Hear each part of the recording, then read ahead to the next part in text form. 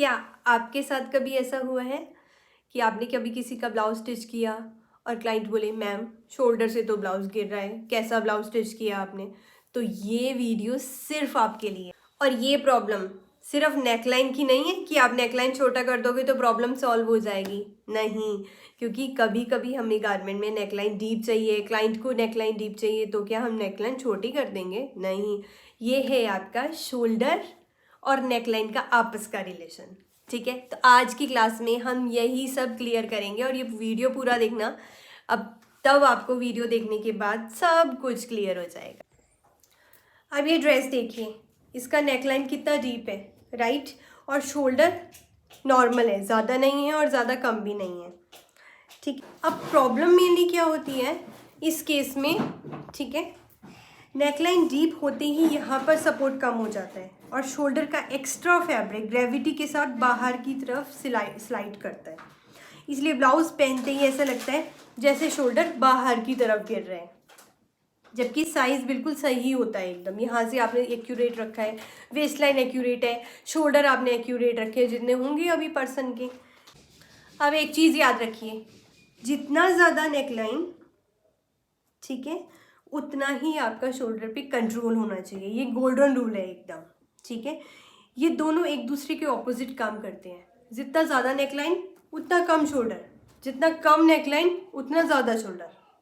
Exactly बात समझ में आई? जैसे ही आप नेक लाइन को डीप मार्क करती हो उसी टाइम शोल्डर से 1/2 इंच, 1 इंच, 1/4 इंच अंदर की तरफ लीजिए। ठीक है, अब ये कैसे, किस केस में क्या क्या लेना है, इससे क्या होगा, फैब्रिक का प्रेशर सेंटर की तरफ आ जाता है। फैब्रिक का प्रेशर सेंटर की तरफ आ गया और शोल्डर गिरने के चांस बहुत ज़्यादा कम हो जाते हैं या ज़ीरो ही हो जाते हैं, गिरता ही नहीं है। सबसे कॉमन मिस्टेक क्या होती है, नेकलाइन डीप बना देते हैं और पर शोल्डर वही पुरानी मेजरमेंट पर छोड़ देते हैं और फिर स्टिचिंग के बाद बोलते हैं पता नहीं ब्लाउज क्यों गिर रही है, पता नहीं ये ड्रेस क्यों गिर रही है शोल्डर से। प्रॉब्लम ड्रेस में, ब्लाउज में या कुर्ती में नहीं है, प्रॉब्लम आपकी प्लानिंग में होती है। ठीक है, एक गोल्डन रूल, जितना ज़्यादा डीप नेकलाइन उतना कम शोल्डर, जितना कम नेकलाइन उतना ज़्यादा शोल्डर। ये शोल्डर और नेकलाइन का जो ये आपस का रिलेशन है, ये दोनों आपस में ऑपोजिट काम करते हैं। अब प्रॉब्लम 3, कई बार आपका फैब्रिक हैवी होता है और एम्ब्रॉयडरी ज़्यादा है फैब्रिक में, सेम जैसा मेरा इस केस में है, तो शोल्डर कंट्रोल और ज़्यादा इम्पॉर्टेंट हो जाता है।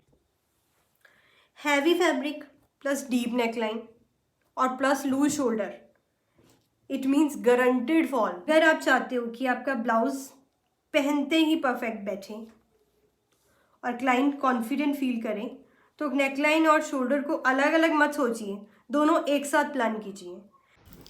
अब अगर आपका फ्रंट और बैक कोई भी नेकलाइन मोर देन 6 इंचज़ है, 6 इंचज़ से कितना भी ज़्यादा है, तो आपको ये फार्मूला यूज़ करना है। और बिलो 6 लाइन हम वो किसी और वीडियो में डिस्कस करेंगे। चलिए अब स्टार्ट करते हैं। फार्मूला क्या है, अब फार्मूला डिस्कस करते हैं। अगर आपकी नेक डेप्थ 6 इंचज़ से लेकर के 9.75 इंचज़ तक है, तब आप लोग क्या करोगे, इसके लिए आपको क्या क्या मेजरमेंट चाहिए रहेगा, नेक का डेप्थ जो हमारा शोल्डर से लेकर के नेक का डेप्थ लेता है। फ्रंट मतलब जब आप फ्रंट ड्राफ्ट कर रहे हो तो आपको फ्रंट का नेक का डेप्थ पता होना चाहिए, और जब आप बैक ड्रॉ कर रहे हो तो आपको फिर बैक का नेक का डेप्थ पता रहना चाहिए। ठीक है, अब रेडी शोल्डर फ्रंट और बैक का सेम ही रहता है, यहाँ से लेकर के यहाँ तक का डिस्टेंस रेडी गारमेंट में। ठीक है, ये आपको पता होना चाहिए कि आपको अपने शोल्डर पे कितना शोल्डर गारमेंट का रेडी रखना है, उसको कहते हैं रेडी शोल्डर। अब फॉर्मूला बनाएंगे। ठीक है, अब नेक डेप्थ चाहिए रहेगा आपको। नेक डेप्थ में से आप रेडी शोल्डर में 1 इंच प्लस करेंगे। वो 1 इंच क्यों प्लस करेंगे, हमें 1/2 इंच यहाँ पे सीम अलाउंस चाहिए जब हम अपना नेकलाइन फिनिश करेंगे, और 1/2 इंच हमें यहाँ पे सीम अलाउंस चाहिए जब हम उसको अपनी स्लीव्स के साथ अटैच करेंगे। इसलिए हमने रेडी शोल्डर में 1 इंच प्लस कर दिया, पहले ही प्लस कर दिया। अब मान लीजिए अगर आपका नेक डेप्थ 7 इंचज़ है, ठीक है, फ्रंट का मान के चलते, फ्रंट और बैक का अलग अलग ड्राफ्ट करना रहता है हमेशा शोल्डर। ठीक है, अब रेडी शोल्डर मुझे चाहिए यहाँ पे 3 इंचज़ ये मुझे रेडी रखना है अपने गारमेंट में। तो 3 में मैं +1 कर दूंगी, ये आ गया 4। इतना करने के बाद मुझे माइनस करना है 0.25 इंचेस और फिर उसको डिवाइड करना है 2 से।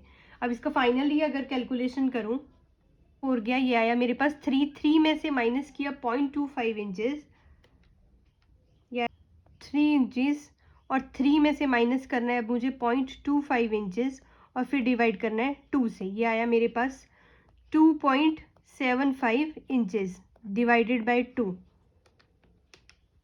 ये आया 1.3 इंचेस। अब मुझे ये याद रखना है अपना, ये मेरा फॉर्मूला का फाइनल प्रोडक्ट है 1.3 इंचेस। ठीक है, ऐसे करके आपको फॉर्मूला कैलकुलेट करना है। कब? जब आपका नेक डेप्थ 6 इंचेस से लेकर के 9.75 इंचेस तक होगा, फ्रंट और बैक कोई सा भी नेक का। ठीक है, जो भी आप ड्राफ्ट कर रहे हो। नेक्स्ट,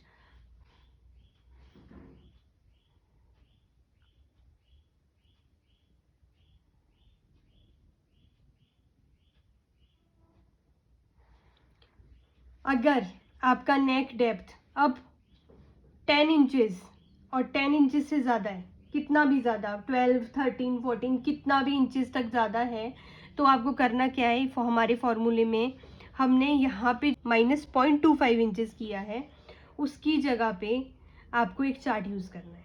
क्या बोला मैंने? जब भी आपका नेक डेप्थ अगर 10 इंचेस से ज़्यादा है, ठीक है, तो जो हमने यहाँ पे 0.25 इंचेस यूज़ किया उसकी जगह हमें ये वाला चार्ट यूज़ करना है। अब वो चार्ट यूज़ कैसे करना है? अब अगर आपका रेडी शोल्डर का मेजरमेंट है 0.5 इंचेस से लेकर के 1.5 इंचेस तक, ठीक है, तो आपको करना क्या है, -2 इंचेस लिखना है यहाँ पे। ठीक है, अकॉर्डिंग टू दैट अगर आपका जो रेडी शोल्डर 1.75 इंचेस से लेकर के 2.5 इंचेस तक है, तो आपको क्वेश्चन मार्क की जगह लिखना है, रिड्यूस करना है -1.75 इंचेस। सेम ऐसे करके आपको चार्ट, ये वाला जो है मेरे पास, ये वाला हल्का सा ये चार्ट देखना है, दैट्स इट।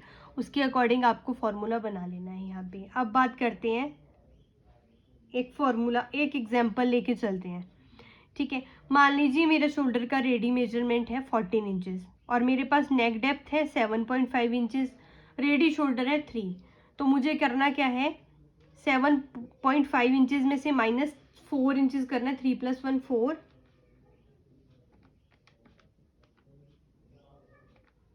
या आया 3.5 इंचेस। अब इसमें से माइनस करना है मुझे 0.25 इंचेस। क्यों? क्योंकि मेरा जो नेक का डेप्थ है वो 7.5 इंचेस है, 6 to 9.75 इंचेस के बीच में लाइज कर रहा है, इसीलिए मुझे माइनस करना है 0.25 इंचेस। ये मैंने लेस किया तो ये आया 3.25 इंचेस। 3.25 इंचेस को जब मैंने डिवाइड किया 2 से तो आया मेरे पास 1.6। अब ये फॉर्मूला का प्रोडक्ट आ गया 1.6। अब इसके बाद इसमें शोल्डर में फॉर्मूला लगाना है। शोल्डर का फॉर्मूला क्या रहता है, हम नॉर्मली शोल्डर कैसे ड्राफ्ट करते हैं, शोल्डर डिवाइडेड बाय 2। तो इसमें करना क्या है, पहले हमें अपने शोल्डर मेजरमेंट में से ये वाला चीज़ रिड्यूस कर देना है, माइनस कर देना है।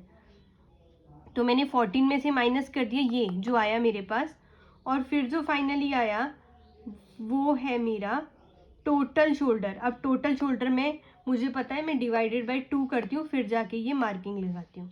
एग्जैक्टली ऐसे ही आपको करना है। अब एक एग्जांपल के हिसाब से और देखते हैं। हमारा फॉर्मूला ये था, ठीक है, जब मैंने हमारा जो नेक डेप्थ था वो 6 इंचेस से लेकर के 9.75 इंचेस तक था। अब हम लेके चलते हैं एक मेजरमेंट जिसमें अपना नेक डेप्थ 10.5 इंचेस रहेगा। उस केस में आपको करना क्या है, नेक डेप्थ सेम 10 इंचेस ले लेते हैं।